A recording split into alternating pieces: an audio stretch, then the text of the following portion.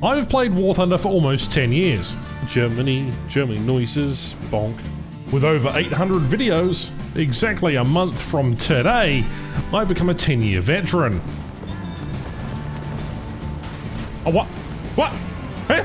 What? So join me as we explore some of my favourite vehicles WarThunder has to offer. I'm about to commit a crime. Are you? Or what, is it a war crime? Because those are the best kind of crimes. I'm in a 1930s bomber! Buy my decal.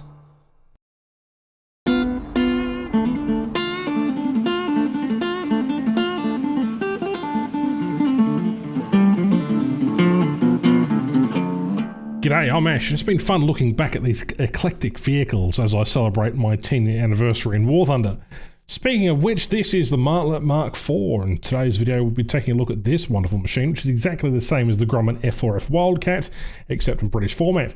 First introduced in, an Operation Summer, where they actually changed the tasks to be what we now know them as stages, and in that you complete various stages in order to get the rewards. This was one of the vehicles you could obtain, as well as a Fury, and I think there was the Pack Puma as well, and a couple of other things.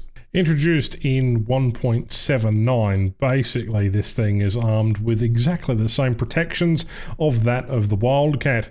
Same gun layout, same engine performance, same armour protection. It essentially was used on British escort carriers and is a rank 2 butter-rating 2.7, armed with 650 caliber machine guns. What a fun little machine it is, because it is essentially equipped with an arrestor gear as well. So you get combat flaps, takeoff flaps, landing flaps, and it is quite a fun machine.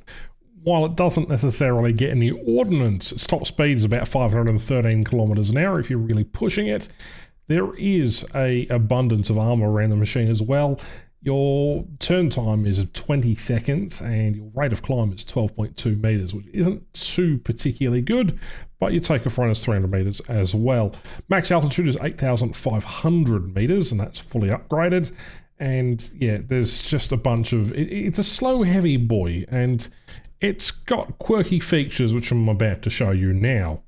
Flash, flash, flash, flash, flash, flash, flash, got him! Flash, flash, flash, flash, flash, flash!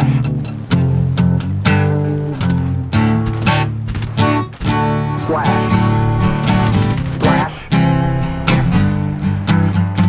flash.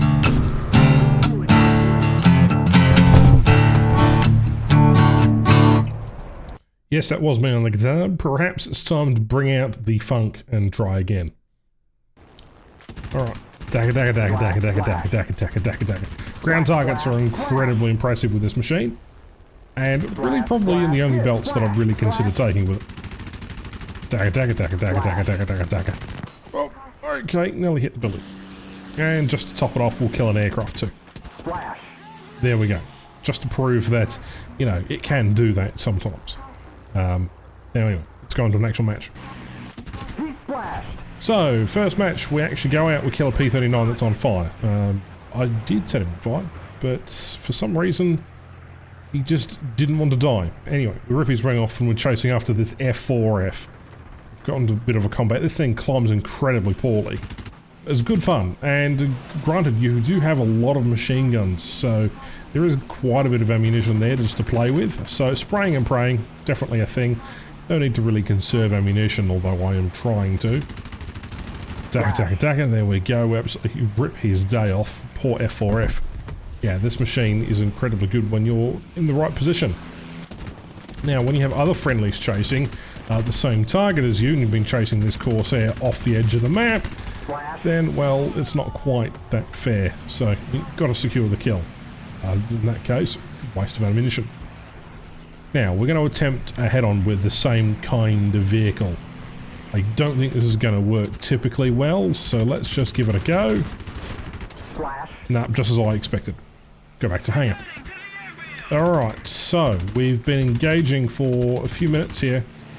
We have climbed up, we've then found P-39 to chase. He's dragged us down to the deck into an absolute swarm. Now, I thought he was going to drop his ordnance there, but he doesn't, and I catch him on fire and loop back around and try and get another couple of hits on him as I can hear the friendlies and see the friendlies on my radar approaching him.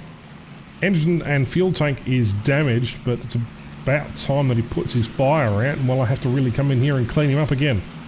Put a couple of shots his way, another precise blast of 50 calibers. Finally get the kill on him. Turn around, only to be greeted with a MiG-3 and several other enemies that have come down out of stratosphere to take us out here. Corsair misses all the shots, because he's an absolute numpty, despite this thing being a fat whale. And the MiG-3 is now looking for vengeance. With the P-39 and the Yak-1 also incoming, it's trying to mitigate the damage as most as possible.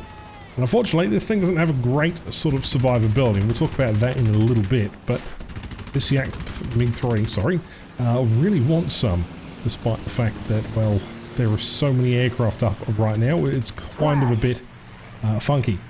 Anyway, we managed to take out the MiG-3 and we lose our engine power.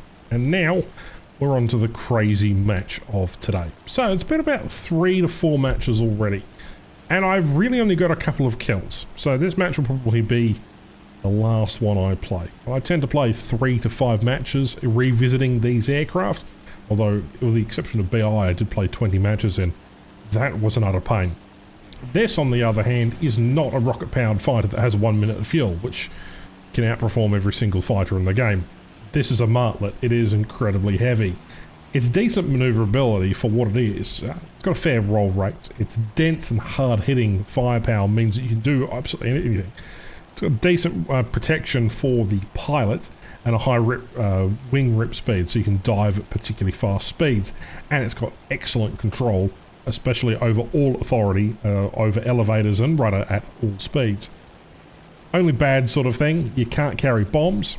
Has horrible energy retention, it's awfully slow, has an abysmal climb rate, and has terrible performance at altitude, as well as a low ammunition pool, which you get 6 12.7 M2 Browning machine guns with 240 rounds per gun, equaling about 1440 rounds in total. And now we're just chasing after a P400. Well, these things are so common now because they've been down-tiered. It's almost a plague on vehicles that don't necessarily perform as well. In fact, I've been seeing P400s in aircraft such as the HU-51 with floats, which we're probably going to see in the next coming days.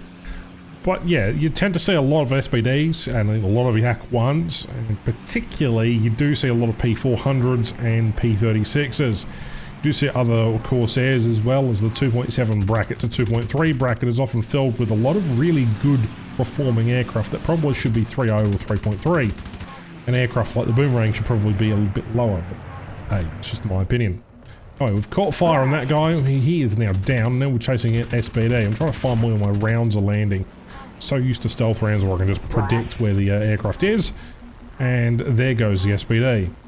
Next aircraft, and this is a 16 versus 16 match. There's an F2A up, there's an I-16, there's a MiG-3, there's a BB-1, another Lag-3, and a few other P400s over towards my squad mate who has miraculously not managed to die just yet. He's got a, whoop, actually I spoke too soon. And there is a YP-38 looking like he's on my position. Now you really can't do much against aircraft like the P-38. They will outclimb you, outspeed you, outturn you in some areas. But the P-38 doesn't really stand a chance when it's getting shot at directly in the pilot, whereas this thing's got a little bit more survivability. So let's just say the console player flying that P-38 absolutely got shat on by my guns. Could have ended up any other way. Could have easily died there, but we don't have time to sort of sit around and ponder that kill as a Yak-1B is sort of flying around, and you can just sort of feel the clumsiness emanating from the screen. This thing's a chunky boy, and I don't mind that. I really don't. It reminds me of the F6Fs and some of the other early American fighters. So I'm quite comfortable in this situation. You know, you've got a decent amount of damage you can take and dish out, so I'm quite ready to do that. And so we've got a multitude of targets here. That Yak-1B unfortunately takes out the Moko Moraine over there and then tries to target the other aircraft. Now, wartime emergency power won't provide you a great deal of power. This thing's maximum cruising speed, probably around 350. But you're most likely looking like you won't pass 400 kilometers an hour due to the fact that this thing is bloody slow. Anyway, Lag 3 is down. That is fantastic. Spitfire has done a good one on that one. BB1 is now coming directly towards me. I'm just sort of thinking, hang on, those were enemy tracers. Wakey, it's P400 and an F2A. F2A is going to do a number on me. The F2A is actually a more vastly superior turn fighter than this thing.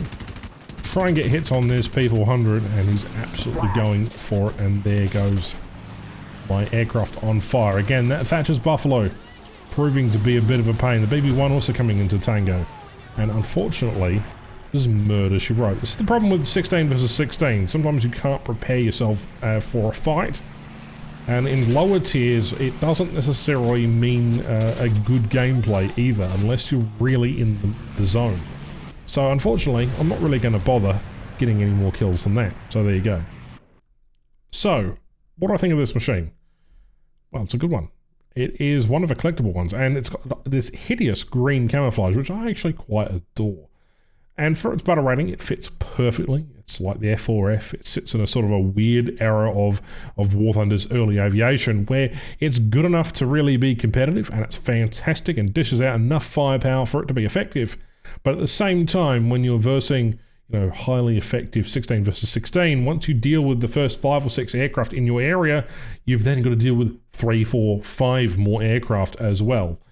But it is what it is, and there is no changing the fact that this vehicle is incredibly competitive, and I wouldn't say it's the best aircraft out there, but it's certainly a favourite of mine. What do you think in the comments down below? Obviously, if you have seen the other videos on this particular machine, I reviewed it 4 years ago and had a funny moments in it 4 years ago. So, yeah, 2018, what a time to be alive, eh? The thing that I'm noticing is this is making me feel bloody old. Alright guys, thank you very much for watching today's video. My name is Ash, and I'll catch you in the next one. Bye-bye.